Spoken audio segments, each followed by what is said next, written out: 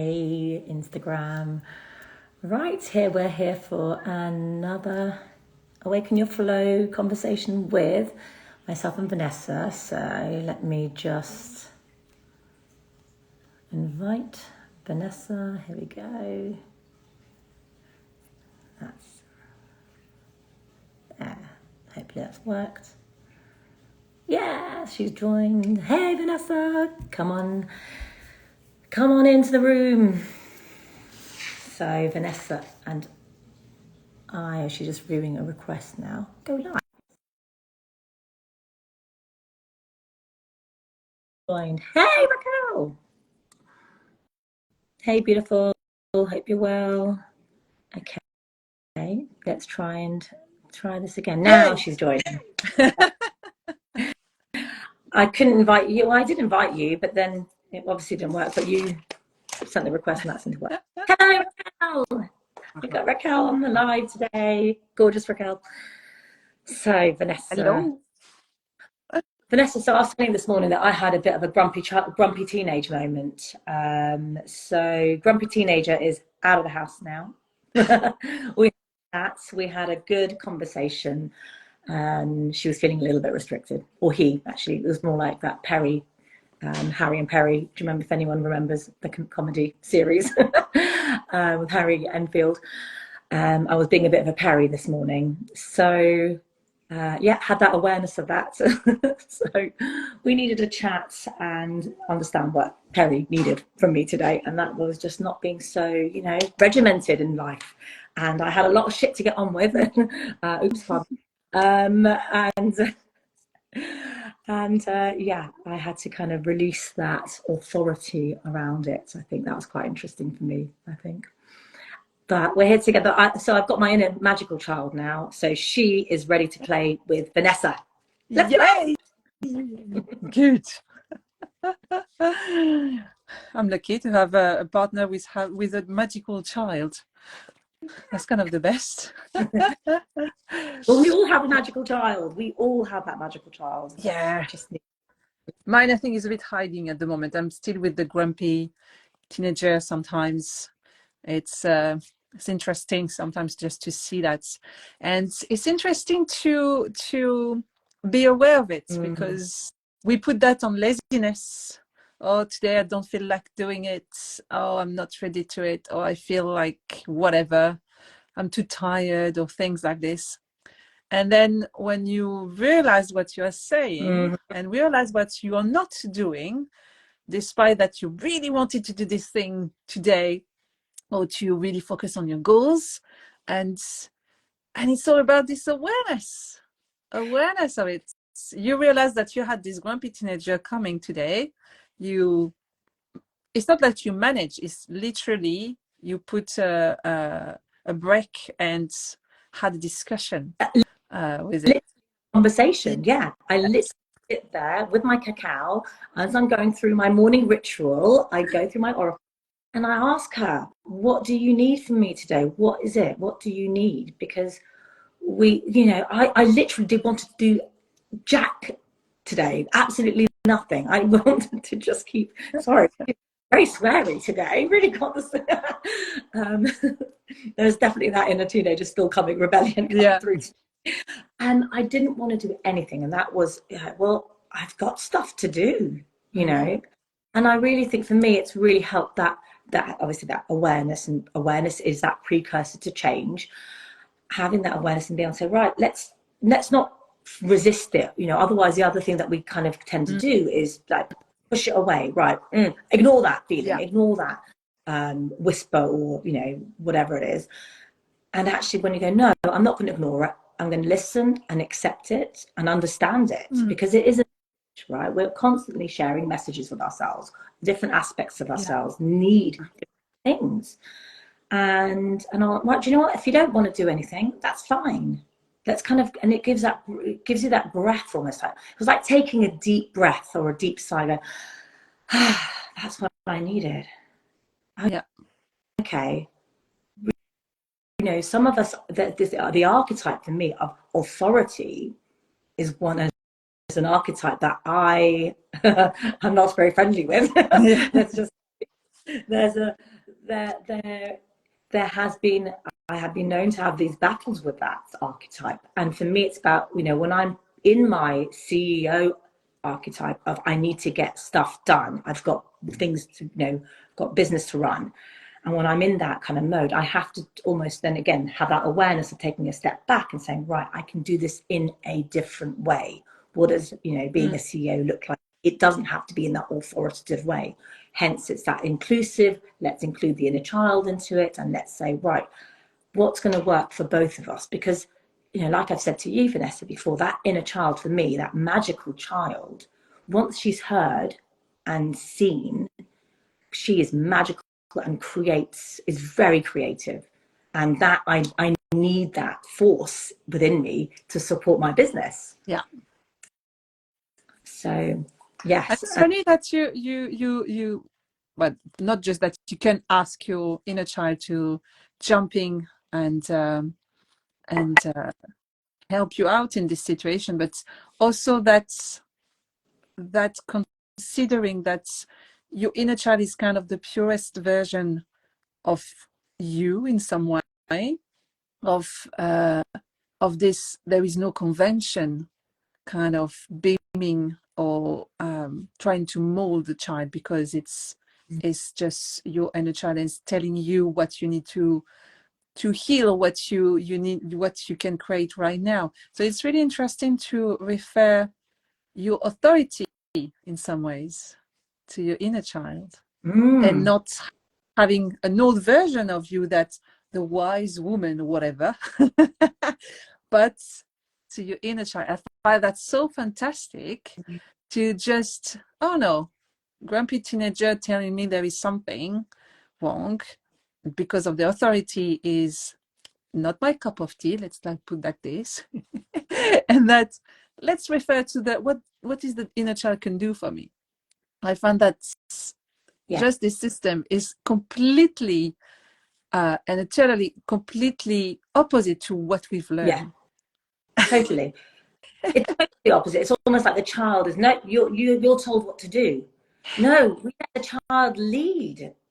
Let that child lead us, because there is so much wisdom in that inner child when we allow her to express herself in that purest form.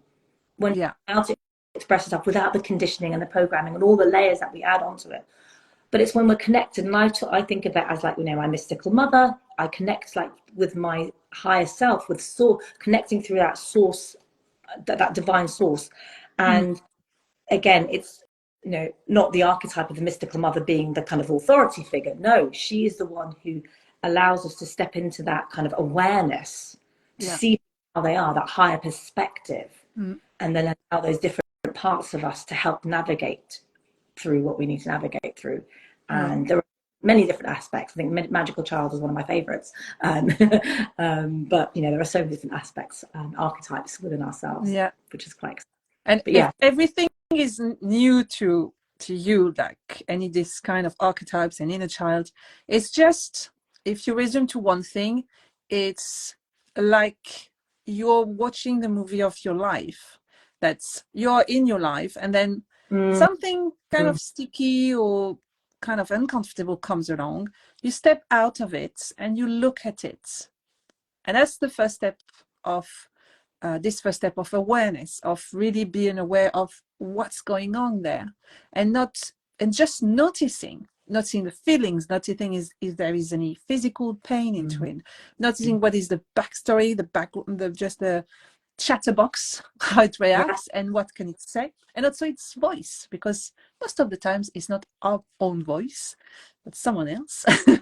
And having this, just noticing, and without judging, because that's why we don't get into awareness usually, because we have this tendency of not noticing, but judging on everything we've been doing and everything we've been feeling.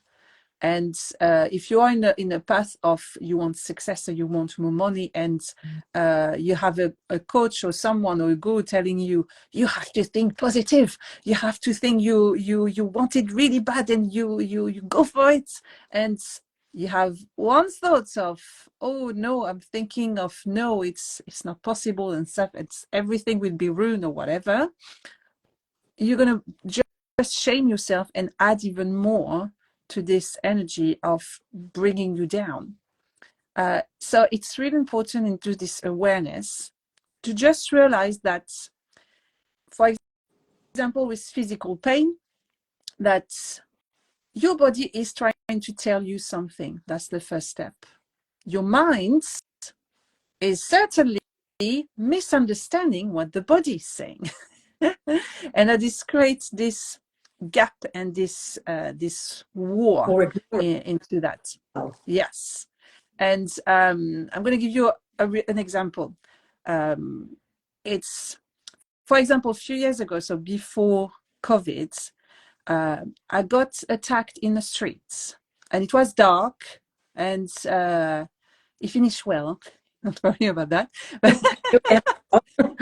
No, but the thing is, I was walking in a street I know perfectly, and I had never a problem with. And usually there is always people. It was 6 o'clock in the morning, but there were always dog walkers or runners or whatever, people, even cars. And for this one night, it was dark, and there is most silence ever. I didn't have my earphones. I had a big bag, but I felt, my body really was telling me, I felt a shadow behind me. And as soon as I felt this shadow, my mind just clicked onto, oh, it's nothing. There's nothing. Just keep going. 20 seconds after, someone grabbed my ass. I fortunately jumped out, really screamed, and ran really fast to my client. Fortunately, he ran to the opposite way, so I was not pursued anyway. But when I came to my client, I was just banging the door, and my client started to get scared because obviously I was just banging the door. And as soon as I was in, my body obviously felt completely overwhelmed and stressed. And my client was trying to tell me, you have to tell to the police, you have to report it. And my mind again was just telling me, no, it doesn't matter, you're safe now, it doesn't, it's nothing, it's rubbish, really, you're not injured, you have nothing. It kept on doing that. And she gave me something that's really useful. She gave me this, just to remind me, you need to do a video game right now. You need to do 10 minutes playing any kind of video game. So I play Candy Crush for 10 minutes. Yeah. For your brain not to print that onto your memory system. But for me, it was not enough. I mean, I played the video game. So I did my own sauce and my own ingredients. So after I played and after we talked and after I reported it, I did reported it to on the system. I own it. I re-own my body by dancing. Yeah. We just put it on some music and we just dance for, I don't know, 10, 20 minutes or something, just to really recreated this kind of safety at first, until I could just evacuate the trauma of it. But one thing was clear from this experience is that when your body is telling you something, your mind is going to trap you into think that it's not true. It's a really, your body is giving you signals every day. So when you're feeling like you have really feeling tired or feeling pain, and you're still not listening the pain because you've been told, well, no, you have to push through it, you're going to finish in burnout. You're going to hear the pain too late before more impact on your health. And that's a huge problem that we have in this current climate. And if you're not aware of these signals, like, I mean, that's amazing how many people don't listen signals. But to be fair, we've been taught, all of us in all different cultures, that you have to go through pain. So what is ridiculous? But it's really essential, this part of awareness, of recognizing that, oh, I have this pain. And the pain can be, I'm sad every morning. Why am I sad when I'm getting up? It's just to get this kind of habit of, I have a pain, or I have a grumpy teenager, or I have an old woman kind of chatting in my head. Why? And which kind of triggers they work on. And I would say for that as well, it's recognizing it, but the awareness of it actually happening is key. But I think going back to something around what you said earlier, sorry to interrupt there, is releasing. So what our bodies have a natural way of moving through trauma, right? Yeah. What happens, what keeps it in the body, and what you did beautifully in that moment was dance. You're moving it through, you're moving the energy through your body. Animals do this instinctively. Yeah, look at them. Yeah. If we watch two or swans, if you've ever seen two swans on a lake and they're fighting, they go at each other and they're like, rah, rah, right, they have a little fight. Yeah. And they both turn around and they start, or even ducks, they start swimming away, and they both do this thing where they just literally, they shake their wings. Animals so that's again, that they're in, there's a lot of adrenaline, there's cortisol, all the stuff that's working through the body. An animal that's being hunted, like a deer will do, or a rabbit will do the same. Once it's kind of gone into its flight mode, it's shot out of the way of the hunter, whatever's hunting it, the fox. Yeah. And once it's kind of found its safety space, it will shake its body. Humans are also designed, dancing, shaking, all that stuff helps us to move that through our body, so it doesn't then stay put in the body, because that's where it will imprint. Yeah. And that's like what you did there, that instinctively, actually, your body probably said dance, move. But that's where we go back to we are so programmed, or we have so conditioned not to listen to the body. Like you say, we push through it. No, we ignore it. We repress it. We pretend it's not happening. We don't listen to that voice. And that is the key. We listen to it, and that awareness of, but why am I doing this? Why is this saying? And why is this other head talk with this other voice? Some people don't have voices. Some people see images. Yeah. Some people just feel it. There are we have so many different clairs, whether it's sentience or, feeling, seeing, voyance, there are different clairs that we have. And it's just really understanding or recognizing yours and recognizing awareness. And I think you mentioned, last week we talked about being the awareness, I use the analogy of the football pitch.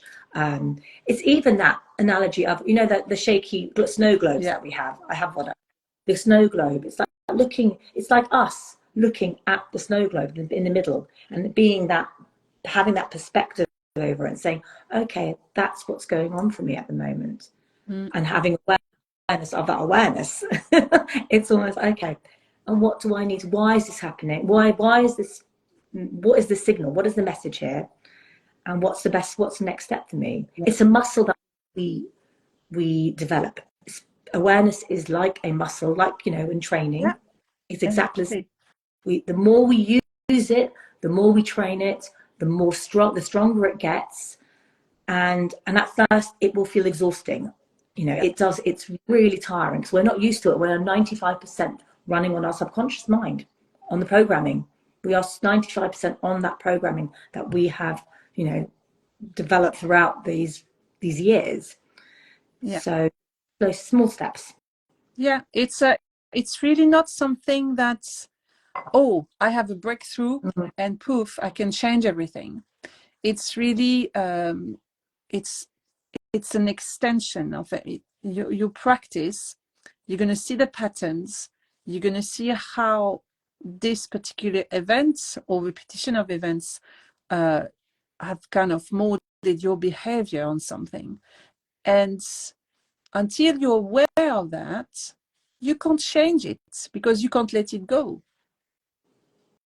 Because it created something good for you at some point.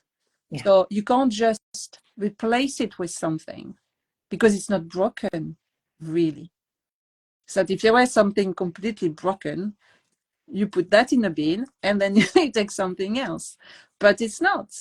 It's more something that it's entwined into us sometimes a really deeper level. And if you stay at some, just on I won't say on some level, but if you stay on something, on what you see or what you think it's right, you can't let it go deeply, because if you just let it go on mind level, for example, it's going to happen just on the mind level, the change, but the action through the body, the physical body, won't really change, because there is no this kind of expansion of that, because it's so entering into your action, and your action go through your body. That's what I've noticed a lot with mind coaching, is that until there is a proper cleaning through to the whole kind of bodies we have, the results we are expecting are not there. We understand the intellect is getting there, but inside it's still there. Still there, because we're doing the same, we're repeating the same thing over and over and expecting different results. Yeah. But how are we going to get different results if we don't change? We have to shift. And these shifts can be so gentle and so little to start with.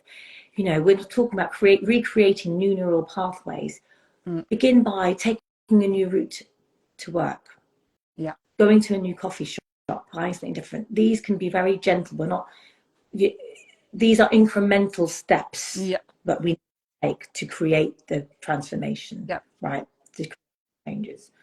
So it begins by taking really small and quite easy, really, changes to our daily days. Then the more awareness around the behaviors and the thought patterns and those repetitive cycles, those loops that we play. Yeah.